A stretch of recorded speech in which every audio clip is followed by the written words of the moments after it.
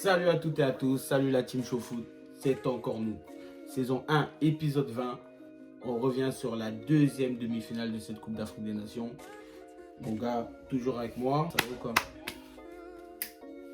Comment ça va? Honnêtement. Non, ça va pas.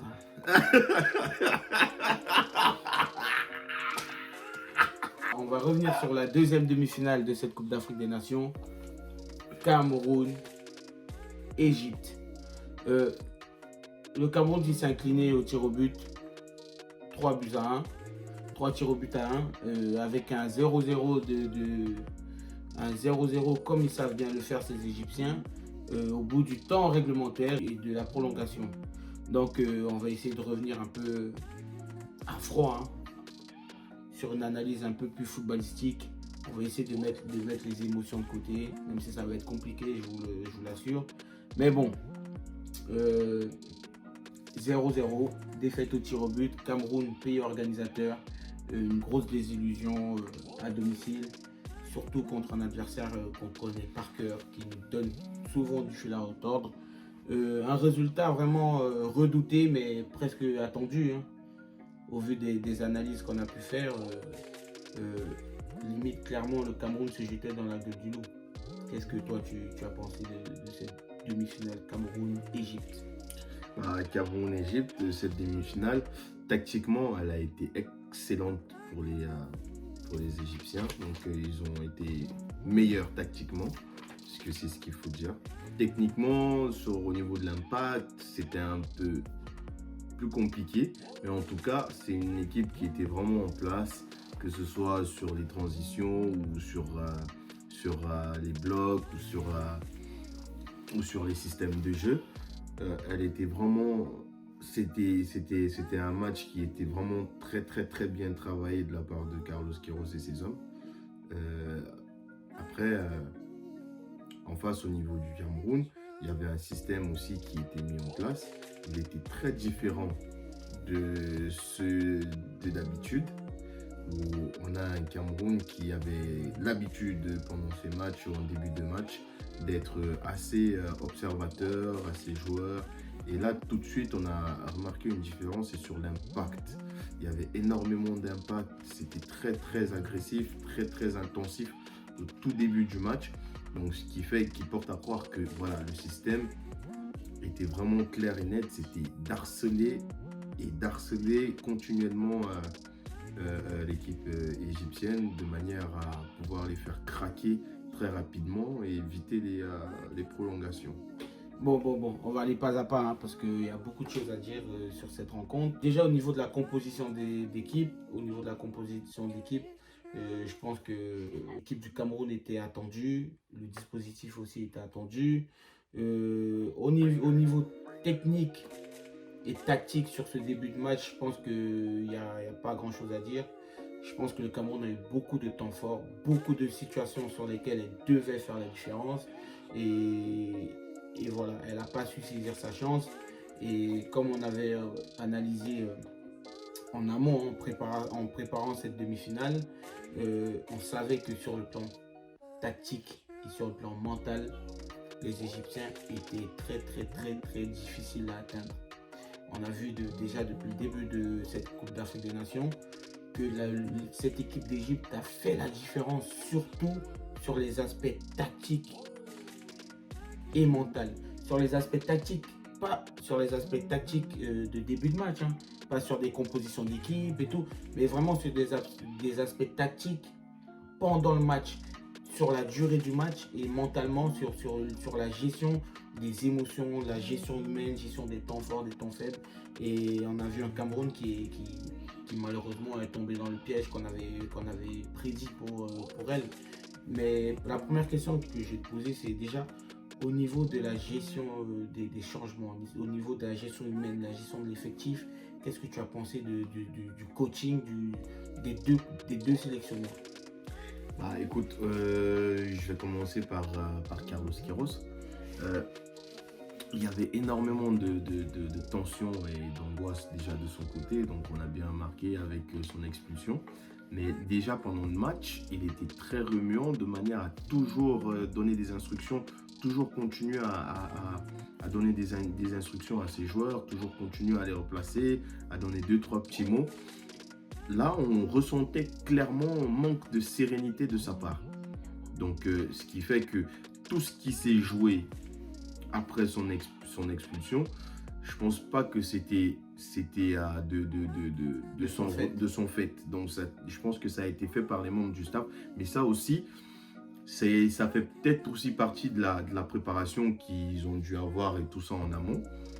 Et de la part de Conceição, par contre, c'était quelque chose qui était vu et déjà vu. Donc, c'était très facile à l'analyse dans le sens où on avait la même composition, déjà, qui revenait, le même ou presque même dispositif, le même système de jeu, les mêmes joueurs donc, qui ont enchaîné, où on avait une défense à plat avec Castelletto et Ngandeux. Sur les côtés, on avait Tolo et Faye. Au milieu de terrain, ça ne changeait pas, avec une sentinelle qui est Gouette et deux relayeurs, Zambo et Ongla. Sur les côtés, toujours habituels, les mêmes. Karl Toko d'un côté et Moumi Gamale de l'autre. En attaque, Vincent Aboubakar. Donc, ce qui fait qu'à ce niveau-là, c'est la même composition depuis le début de la compétition, excepté 2-3 changements où on a Gouette qui laisse sa place à Koundé, où on a Castelletto qui laisse sa place, ou du moins Castelletto qui prend la place de Onguéné. Mais sinon, à part ça, il n'y a rien de changeant. Ce qui est plus délicat et plus complexe, c'est au niveau des changements. Les changements qui sont faits par Conceição, comparé aux changements qui sont faits par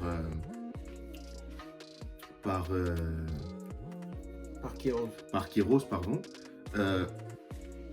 On a quand même une répétition qui est assez récurrente. C'est celle des deux ailiers qui sont toujours systématiquement les mêmes à entrer. Celle au niveau du milieu de terrain, le remplacement des fois varie, mais n'apporte pas de changement. Donc, ce qui fait que les remplaçants en fait qui sont faits sont toujours les mêmes. Les remplacements qui sont faits sont toujours les mêmes. Donc, c'est clairement visible et c'est clairement lisible par les autres nations. Donc, si je comprends bien, ton analyse, elle est celle-ci. L'Égypte, vraiment, quand l'Égypte fait des changements, c'est des changements qui sont en amont d'une analyse, d'une observation sur le match.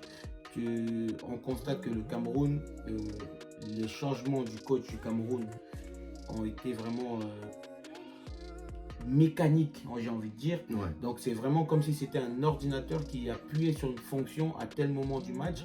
Pourquoi? Parce qu'on constate que l'équipe n'a quasiment jamais changé et que même lors du troisième match où l'équipe avait déjà 6 points, il n'y a presque pas eu de changement majeur. Et on se rend compte aussi que systématiquement, les mêmes joueurs sont remplacés par les mêmes remplaçants. Donc, on est en droit de se poser la question, est-ce qu'il y a vraiment une analyse tactique et les changements subviennent après ces analyses tactiques, ou est-ce qu'il y a un schéma ou un truc qui est répétitif et quoi qu'il arrive, quoi qu'il advienne, parce que je suis désolé, le Burkina premier match, le Cap-Vert, la Gambie, les Comores, l'Égypte, il y a une dernière équipe qui m'échappe, l'Éthiopie, la Gambie. Donc, est-ce que ces adversaires-là sont similaires? Est-ce qu'ils ont le même schéma tactique? Est-ce qu'ils ont le même jeu? Est-ce que ce sont les mêmes enjeux? Est-ce que ce sont les mêmes niveaux de joueurs? Donc, on est aussi en droit de se poser la question, est-ce que, tactiquement, le coach du Cameroun est au niveau? Toi, quelle est ton analyse par rapport à tout ça? Alors, sans vouloir offenser qui que ce soit ou émettre un jugement, je pense que voilà, c'est mon avis à moi. Il est ça très reste clair. subjectif. Exactement. Mon avis à moi, il est très clair. C'est que quand on a une compétition comme celle-là qui dure autant de temps et qu'on a autant d'adversaires à affronter, les adversaires ne se ressemblent pas. Donc, ils sont tous différents. Et c'est là où on voit la force d'un coach, c'est non seulement c'est bien de fédérer un groupe, d'avoir un noyau, mais surtout, il faut aussi penser à la doublette. Donc, ça veut dire que essayer de changer de registre, essayer de changer de dispositif sur certains épisodes précédents de Show Foot où je parlais de ça, mais concernant l'Algérie et le Sénégal, qu'il fallait changer soit de dispositif, soit de système pour les équipes, de manière à ce que de manière à être moins lisible au niveau de leur football, moins prévisible. Donc, quand on a un système qui est le même depuis le début de la compétition, ça donne juste une seule image. C'est que soit les vidéos ne sont pas bien faites, ou du moins ne sont pas faites. On n'analyse pas spécialement les adversaires en amont, de manière à adapter son système par rapport à des failles ou à la faiblesse de l'adversaire ou quoi que ce soit. Soit on a un système unique et on s'y tient. Et ça, c'est pas un coaching. En plus, ça, je pense que ce genre de choses, c'est réservé aux équipes vraiment de l'élite. Que la France impose son football à une équipe, que le Brésil, que l'Allemagne impose son football à une équipe. Mais là, on parle clairement du Cameroun. Le Cameroun, c'est une sélection qui n'est pas top 5 africain. À l'heure où on parle, top 10. Donc, clairement, pour moi, j'ai analysé le début de la compétition et j'estime qu'il y a clairement un problème au niveau du management. Au niveau du management, pourquoi? Parce que seuls 15 joueurs sur 28 sont vraiment concernés par la compétition. Ça veut dire que les changements sont toujours systématiques. Bassogog, Clinton, Léa Siliki et Koundé, qui parfois joue, parfois ne joue pas. Entre Gouet et Koundé, l'équipe type ne change jamais. Donc les postes ne changent pas. Il n'y a même pas un changement de poste où on va essayer. Peut-être que ce n'est pas l'heure d'essayer des choses, certes. Mais quand vous allez dans une Coupe d'Afrique des Nations, c'est une compétition qui dure sur un mois. On doit concerner un maximum de joueurs pour pallier à toute éventualité. Si l'arrière-gauche ne joue jamais, il ne joue même pas les matchs en bois, les matchs, le troisième match, et que le titulaire se blesse, qu'est-ce qu'on fait? Il n'est plus concerné. Il y a clairement un problème au niveau du management. Maintenant, j'estime aussi qu'il y a un problème au niveau du coaching. Au niveau du coaching, purement les compétences d'entraîneur. À un moment donné, il faut se rendre à l'évidence que le coach ne regarde pas les matchs, c'est-à-dire qu'il ne s'imprègne pas du match. Juste pour faire référence au dernier match, quand le match Cameroun-Égypte, on se rend compte que le défenseur central égyptien reçoit un choc, un traumatisme crânien à la tête, et que c'est le b.a.-ba du football. On va marteler sur la personne la plus en difficulté de l'équipe adverse. On ne le fait pas. On se rend compte que les latéraux égyptiens, c'est les joueurs qui font le meilleur match de l'équipe égyptienne. C'est-à-dire que clairement, Toko et Moumi ont eu du mal parce que les latéraux, ils étaient très très performants. On se rend compte que Aboubacar Vincent est esselé devant. Ce n'est pas un joueur qui aime la bagarre, c'est un joueur qui est fin techniquement, qui aime les ballons. Donc, à un moment donné, il faut aussi avoir cette lecture de jeu, ce recul-là, ou avoir quelqu'un dans le staff qui est capable de te dire que, bon, aujourd'hui, les joueurs qui ne sont pas en forme, c'est pas spécialement Moumi ou Toko. Il faut peut-être changer un milieu, tu fais rentrer un deuxième attaquant ou peut-être machin, etc., etc. Donc là aussi, c'était compliqué au niveau du coaching. Il y a aussi ce problème de management de match. Quand tu arrives à une demi-finale d'une compétition aussi importante que la CAN et que tes meilleurs éléments sont sur le terrain, ils doivent rester sur le terrain jusqu'à la fin. Exact. Je suis désolé, Moumi, Toko, ne doivent jamais sortir. C'est des attaquants performants. Ils doivent rester sur le terrain s'il y a une éventuelle séance de tir au but ou prolongation. Parce que tu ne peux pas me dire qu'il y a une fatigue. Et s'il y a une fatigue au niveau de ces joueurs-là, plus importante que les Égyptiens, c'est qu'il y a un problème au niveau de la préparation ou peut-être que tu les as trop fait jouer alors que parfois tu ne devais pas les faire jouer.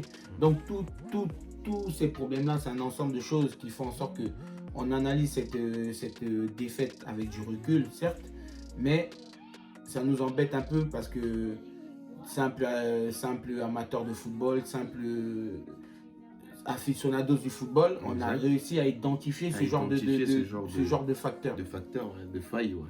ce genre de failles. Et c'est pas normal qu'une sélection comme le Cameroun passe à côté de ça avec tout le staff qu'ils ont. Donc, Ouais, surtout, ce sont des professionnels. Si nous, étant amateurs, comme tu dis, on réussit à déceler cela, c'est que les professionnels qui, eux, qui font cette activité-là quotidiennement, tous les jours, à tout moment, ne le voient pas, c'est que c'est clairement une faute professionnelle. C'est une faute grave. C'est que à un certain moment, c'est la même chose lors d'un autre épisode précédent de ShowFoot qu'on reprochait au coach Vaïd du Maroc d'avoir sorti ses meilleurs éléments qui sont Sofiane Bouffal et son attaquant Youssef Enesri, alors qu'il est clairement en recherche d'impact offensif. Là, c'est pareil pour Conceição. Tu as tes meilleurs éléments offensifs sur les côtés, ceux qui peuvent apporter un danger perpétuel, sachant que tu es en analyse d'éviter une séance probable de tir au but. Pourquoi tu les sors? Pourquoi? Alors, je peux comprendre que tu fais rentrer des joueurs qui sont aussi explosifs, qui prennent la profondeur sur la vitesse. Mais dans ce cas-là, cherche à changer aussi quelque chose au niveau du milieu de terrain. Essaye de garnir un peu plus offensivement, fais peut-être rentrer un deuxième attaquant. Ou sinon, si dans le cas où il a essayé de passer avec un joueur en création, Léa Siliki, en création derrière l'attaquant, mais il faut aussi qu'il y ait un joueur qui soit, comme tu as dit, concerné. Si tu as des joueurs des remplaçants qui ne sont pas au niveau talentueux des sortants, il faut au moins qu'ils soient au niveau en question d'intensité et d'efficacité. Donc ça, c'est vraiment une grave faute au niveau du coaching. Ouais. Bon, on va pas... De toute façon, on pourrait rester là des heures et des heures et des heures. Bon, avant de terminer, on va juste revenir sur la séance fatidique de tir au but. La séance de tir au but où on a quand même été surpris de voir des joueurs relativement peu concernés par la compétition prendre cette lourde responsabilité, à part le capitaine Aboubacar Vincent. Et on a parlé de cette séance de tir au but quand on a analysé le match contre la Côte d'Ivoire, Égypte-Côte d'Ivoire, et on s'est rendu compte que les Égyptiens avaient une façon sereine d'aborder cet exercice, et nous on n'a pas eu cette sérénité-là, on n'a pas eu cette clairvoyance d'esprit. Et vraiment, ça s'est ressenti sur la séance de tir au but. Comment expliquer que 3 joueurs sur 4 sont remplaçants et ont moins d'un match entier dans les jambes et sont concernés par cette séance de tir au but? Je rappelle que le Cameroun était sur 6 matchs, à part le capitaine Aboubacar Vincent. Est-ce que tu penses que c'est un manque de prise de responsabilité? Parce qu'on a eu l'interview du capitaine du gardien du Cameroun qui disait que les joueurs qui ont tiré se sentaient. Mais est-ce que à ce niveau de la compétition, à ce stade de la compétition, chez nous au Cameroun, un staff doit laisser aux joueurs ce genre de choix, ce libre choix de dire moi je peux tirer, moi je peux pas tirer? Est-ce que les cadres ne doivent pas prendre leurs responsabilités plus que ça? Alors, une fois de plus encore, je vais peut-être me répéter, mais je vais encore revenir sur un des épisodes de ShowFoot qu'on a eu, où je parlais de cette fameuse séance de tir au but, justement, de la Côte d'Ivoire, du côté égyptien. C'est là où on voit vraiment qu'il y a un travail qui est fait en amont. On a une équipe qui est préparée à toute éventualité. Donc, ça veut dire que c'est une équipe qui pense déjà à une séance de tir au but au préalable, avant même de se dire qu'elle va arriver au niveau des phases finales. Donc ça veut dire que c'est une équipe qui sait déjà que non seulement elle va dépasser les phases de poule, elle va arriver dans les phases finales, avoir des adversaires qui sont assez coriaces, donc elle va mettre son système tactique en place. Et quand même ce système tactique est mis en place et qu'il n'a pas de faille ou que ça aboutit à un match nul, elle est déjà préparée à une séance de tir au but.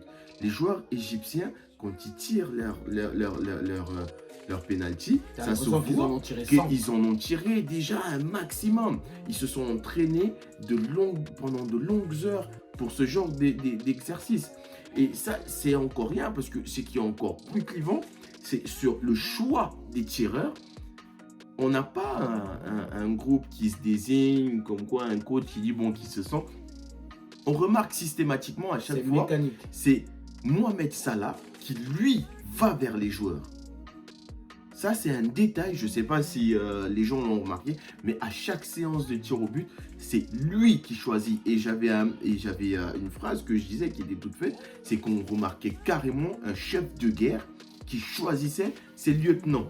Donc, ils savaient exactement ce qu'ils faisaient. Ces joueurs-là savaient exactement ce qu'ils faisaient. Et c'est ça qu'on n'a pas vu dans des autres côtés, que ce soit avec la Côte d'Ivoire, pour ne pas parler que du Cameroun, que ce soit avec le Cameroun, c'est que à un certain niveau, nous sommes en demi-finale d'une compétition intéressante, importante, qui se déroule à la maison. On a à cœur d'aller au moins en finale. Là, il n'y a pas de place pour le hasard. Il n'y a pas de place pour l'hésitation.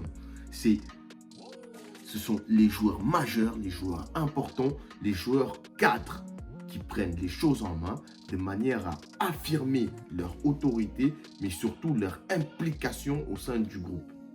Je donne des noms. Hein. Nga 2, champion d'Afrique 2017. Titulaire indiscutable. Zambo Anguissa, pareil. Joueur très influent dans le groupe, dans le système. Champion d'Afrique aussi. Hein, non, pas champion d'Afrique, il n'avait pas participé. Non, il n'avait pas participé. Très important dans cette très important dans cette équipe. Et en plus, un joueur qui avait à cœur de se racheter parce que mauvaise canne. Des prestations vraiment en demi-teinte. Très limitante. Donc, devait prendre ses responsabilités. Des prestations en dessous du niveau proposé habituellement par le joueur. Quand on sait quand même que c'est un joueur qui a fait de très bonnes saisons, que ce soit avec Marseille, que ce soit avec Fulham, que ce soit avec Villarreal et que ce soit maintenant avec Naples. C'est un joueur qui est très apprécié par les puristes du football. Donc ce qui fait que quand on le voit à ce niveau aussi bas pendant cette CAN avec le Cameroun, c'est très regrettable et c'est très décevant. Oui. Bon, on va pas revenir sur les choix de l'entraîneur. Bien sûr. La non-entrée de Ganago, Baokeng. Des joueurs qui pouvaient apporter énormément d'impact. Donc quasiment Vincent Aboubakar a été utilisé quasiment tous les matchs tout seul. Pour un numéro 9, c'est quand même grave. C'est épuisant, oui. En sachant que Moumi n'a pas terminé un match et Toko n'a terminé un seul match. Donc Choupo-Moting très peu utilisé dans cette équipe. Bref, on va pas refaire le monde. Donc voilà notre analyse sur ce match. Clairement, on s'attendait à une stratégie d'Égyptienne vraiment de faire le dos rond, attendre. Parce que plus le match s'éternise, plus l'Égypte a l'ascendant psychologique, mental et tactique sur les autres sélections. Parce que l'Égypte a la routine des victoires, a l'habitude de gagner. Donc l'Égypte est une sélection, ils connaissent les ingrédients à mettre. C'est comme quelqu'un qui sait faire à manger. Donc tu lui apportes tous les concurrents que tu veux. Cette recette-là, il la connaît. Donc voilà. Il y a un cassage de rythme systématique quand on affronte une équipe qui est un peu plus engagée, un peu plus efficace, un peu plus enrobée techniquement, qui est un peu plus à l'aise. Mais casse le rythme à chaque fois. Tu ne penses pas que moi, en tant qu'entraîneur, tu ne penses pas que Queiroz, ça peut être aussi une manière de libérer son équipe de la pression, d'une certaine responsabilité dans le match, hein. Le fait de toujours prendre sur lui les embrouilles avec l'arbitre, machin, hein. Et tu penses pas que ça, c'est parce que quand c'est Sao, il était clairement effacé dans cette rencontre. Queiroz, il prenait toute la lumière, il prenait toute la pression. J'avais l'impression qu'il absorbait en fait tout ce côté parasite du match. Et quand tu regardes le gardien qui se couche toutes les machins, il gère les temps forts et les temps faibles vraiment de façon parfaite. Enfin bref, l'Égypte, ils ont rondement mené leur rencontre et ont fini par s'imposer. Hein. On va pas revenir sur les pénaltys de Clinton, de Mokouzi, de Léa Siliki. Parce qu'on va pas rentrer dans les polémiques. Hein. Nous, on est là vraiment pour parler de football. Celui qui voudra parler de polémique, il n'y a pas de souci. On sera ravis de discuter en aparté. Mais là, on apporte quand même des analyses footballistiques. En tout cas, mon gars, je te remercie encore. Ton analyse, elle était comme d'habitude. Hein. Tu as bossé. On a vu ce que ça a donné. Donc voilà. En tout cas, merci la team. Ça a été long. Hein. On a parlé du Cameroun. On est du Cameroun. C'est normal. On ne pouvait pas rester comme ça sans en parler. Comme d'habitude, hein. N'hésitez pas à donner des commentaires. N'hésitez pas à participer. Abonnez-vous. Activez la cloche de notification. Mon gars, merci encore hein, pour cette analyse. Un dernier mot pour la défaite du Cameroun ou... Bah écoutez, là, la seule chose qui reste à faire, c'est de continuer à travailler, de rester unis, de consolider le noyau et puis d'attendre la prochaine. Très important, qualification pour la Coupe du Monde de duel, hein. Ouais, Double confrontation contre l'Algérie. Donc c'est pas du tout le moment de créer des polémiques, exactement. de faire des micmacs. Nos analyses elles ont été purement footballistiques, hein, on est d'accord. Exact. Donc on ne rentre pas dans des polémiques et on souhaite vraiment bonne chance à cette équipe du Cameroun. Parce qu'on aura vraiment besoin de nos éléments à 100%. Donc merci la team encore une fois et ciao, on se dit à la prochaine. Merci mon gars. À la prochaine.